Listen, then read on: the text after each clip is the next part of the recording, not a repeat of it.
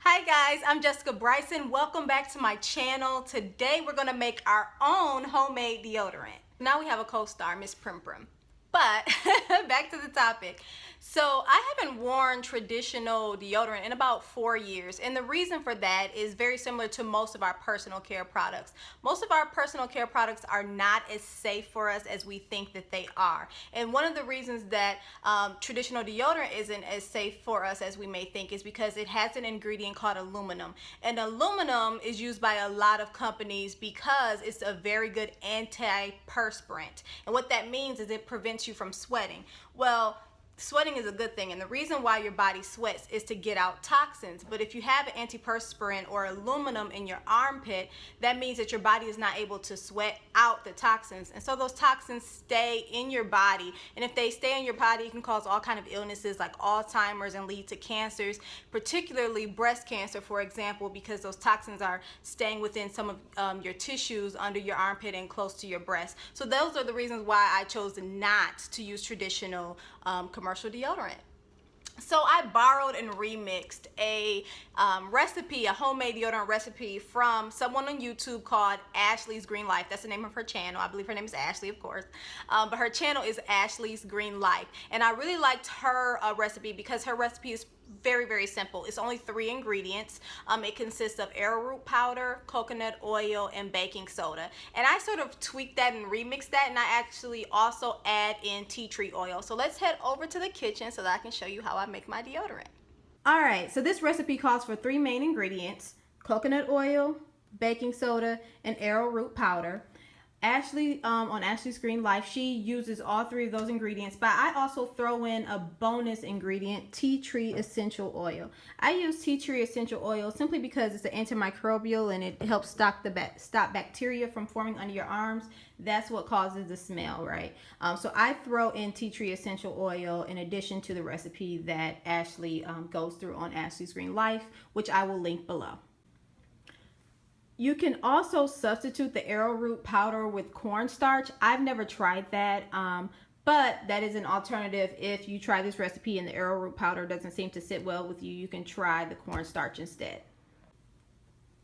For a drier consistency, do all 3 main ingredients, arrowroot powder, baking soda, and coconut oil, in equal proportions. Meaning if you're doing 1 cup of arrowroot powder, do 1 cup of baking soda and 1 cup of coconut oil, and just add tea tree essential oil to your liking.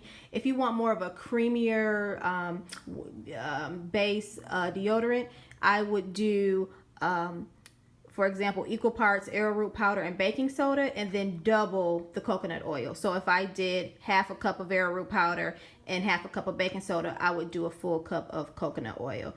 And then again, tea tree oil to your liking.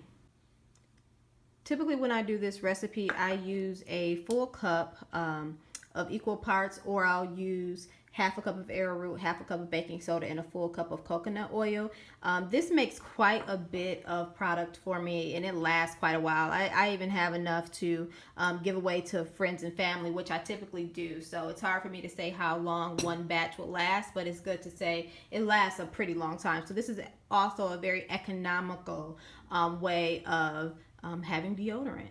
You don't have to go to the store all the time. These products will last me, I would say, at least a year, just to, estimate. But again, I give away so many batches that it's hard for me to tell exactly how much one batch will last me personally. So let's do the creamy batch on the right. So I'm going to take a 1/4 cup of arrowroot powder.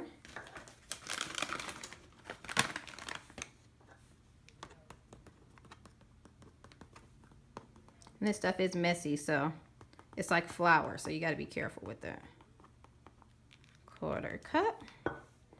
I'm going to take a 1/4 cup of my baking soda.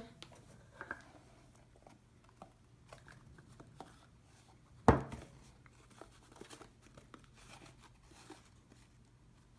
I'm getting it all over the place, of course, but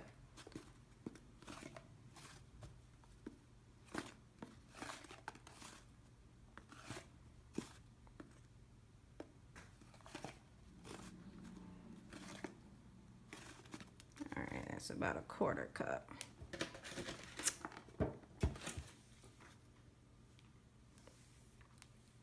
And then I'm gonna take a half cup, doubling it up on the coconut oil.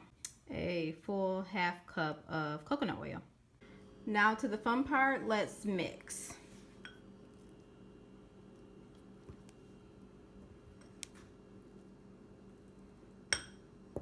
I keep the coconut oil solid, so I don't know what the texture would be if you melted it. It's worth a try, but I typically just play with it until all the ingredients kind of mix together.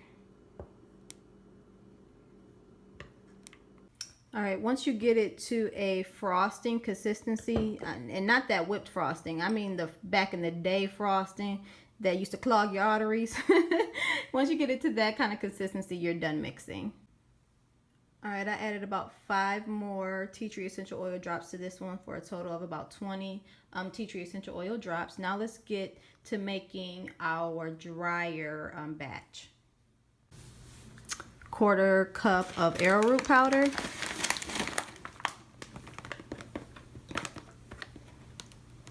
It's about 1/4 cup. 1/4 cup of baking soda.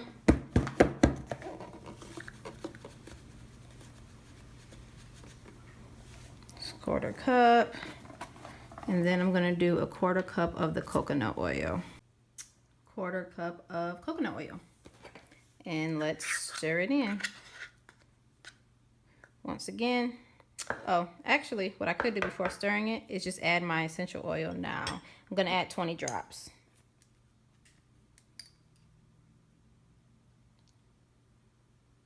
7, 8, 9, 10,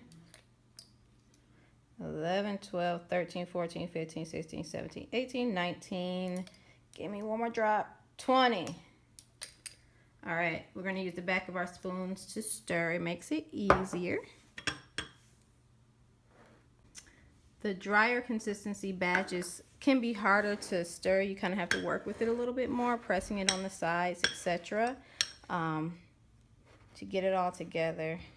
This one will end up having a more, I would say, familiar deodorant-like consistency. Every day you're going to take about a dime size of the deodorant and put it in each armpit. So a dime size in one armpit and a dime size in another. I just want to show you the consistency difference in the two. For the creamy consistency, you can kind of see that it works into the skin a little bit easier. You see it's disappearing there. Okay, that's more of a creamy consistency.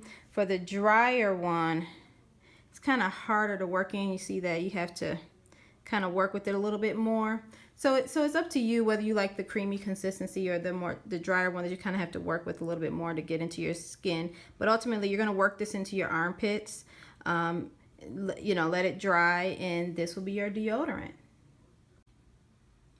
And here's the finished product. I have several of these jars. As I said, I got them for like 50 cents at Goodwill. I'm sure you can find jars anywhere, any kind of crafting store, anything like that. This does not need to be stored in a refrigerator. I just keep them in the drawer in my restroom. So when I get ready in the morning, I just go in my drawer and then put my deodorant on. Any of the products that I end up not putting in a jar, I just put in a Ziploc bag like this. This is some old deodorant that I made. And I just store it like that and just keep it in my closet until I'm ready to put it in my jar to use. All right, I hope that you enjoyed that tutorial and recipe. I hope that you go home and try it in your own kitchen.